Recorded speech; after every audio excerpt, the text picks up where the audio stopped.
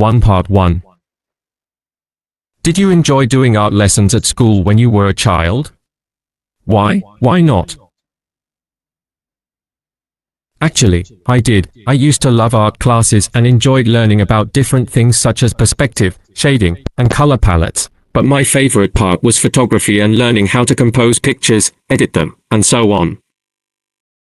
Do you ever draw or paint pictures nowadays? Why? Why not? No, not anymore. I haven't done any sketching, drawing or painting since I left school. Apart from with my niece, who is only 6 years old, and that's just for fun. Honestly, I just don't have the time anymore. I used to have a sketchbook where I used to draw some ideas I had, but when I went to university I lost the habit and have never done it since. When was the last time you went to an art gallery or exhibition? The last time was while I was a student. My friends and I went to a gallery where a friend of ours was showing some paintings they had done. It was like a special show for new undiscovered artists, and she's very good. We went along to support her and also to see the work of the other artists. What type of art or paintings do you like to have in your home? Why? In general, I prefer abstract art with lots of bold colors and interesting shapes. I'm not so keen on still life or portraits or stuff like that. I like to see splashes of color or interesting angles which make you think about what you're seeing in the painting. Part 2. Describe a time when you visited a friend or family member at their workplace. You should say, who you visited, where this person worked, why you visited this person's workplace, and explain how you felt about visiting this person's workplace. A couple of months ago I went to meet my best friend for lunch and she works in a design company, so I met her at her office and she showed me around it before we went out to eat. She is a fashion designer, and her office, or studio, is in a converted industrial building. I think it might have been a warehouse or factory or something like that a long time ago, but it's since been converted into commercial office space which is rented by various companies. Anyway, she has a large studio which overlooks the street outside. It's a corner location so she can see the main intersection of two busy streets and the park on the other side of the main road, so she has a great view and lots of inspiration watching people go by each day. Her office is quite Spartan, not much office furniture, but plenty of open space, with a large designer's drawing desk, an ergonomic chair, some bookshelves with plants, books, and other objects on them. There are lights which hang down from the ceiling which illuminate the different work areas she has organized within the space. It's very open and airy and she loves working there. I have to admit that I was quite inspired and envious when I first saw her workspace. I mean, my office is nothing like that. It's more like a cubicle, the usual corporate style, but then I'm not a designer. I would love to have a workplace like my friend's. I think it would be such a nicer environment to work in, especially on long work days, which I have a lot of every month, when I have to work late. In fact, I prefer to take work home when I'm very busy at work because I don't like spending so long in my own office. It's a bit drab and boring. I'd much prefer to have something like my friend has. Part 3. Different kinds of workplaces. What things make an office comfortable to work in? It will vary from one environment to another, and it will also depend on what kind of work you do, I suppose. But in general, you need a good desk or table to work at, and an ergonomically designed chair that gives you enough lumbar support, because most people who work in offices spend many hours sat at their desk, and unless you have a good chair, you can experience backache and other back-related problems after some time. Then, there are also other aspects such as the general environment and air quality, which shouldn't be too hot or too cold, and the air should be fresh and clean, preferably cleaned and filtered to ensure a high quality of air within the office building. And good lighting is also essential. There should be sufficient illumination to see clearly whatever it is you have to do, but the lighting shouldn't be so bright that it irritates your eyes. It's best if there's controllable lighting so you can set the illumination level according to your work needs. Why do some people prefer to work outdoors? I suppose there might be various reasons. Some people just don't like being indoors, they feel cooped up, or they don't like working in an artificially vented environment. Working outside can be more invigorating and refreshing, especially if you're working in the countryside. The air is generally more refreshing.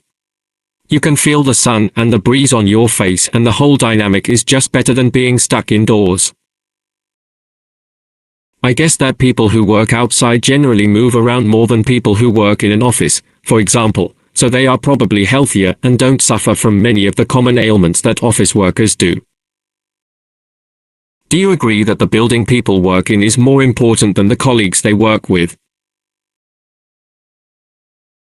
Not necessarily. If you work with great people, the work environment might be less important. If there is a good atmosphere and everybody works together and enjoys what they are doing, then I think that's probably more significant than just being able to say you work in a nice office or similar place. On the other hand, though, if you don't get along well with your colleagues, or there isn't much collaboration as part of your work, then you might place more importance on the actual surroundings in which you work. It's a balance. The better the relationship with your colleagues, the less important the actual work environment is, but obviously the building still needs to have all the basic amenities and functions for you to be able to carry out your work well. The importance of work. What would life be like if people didn't have to work? I suppose most people would be happy about it. But it could be problematic also, because people would have so much more free time to fill, and they might get bored. Of course, if they had plenty of money, then they would be able to do anything they wanted, but if they had limited money, they might have difficulty thinking of things to occupy their time with every day. Then you have to think about what other aspects of life would be like. I mean, if nobody worked, how would the world function? How would all the food arrive in the supermarkets?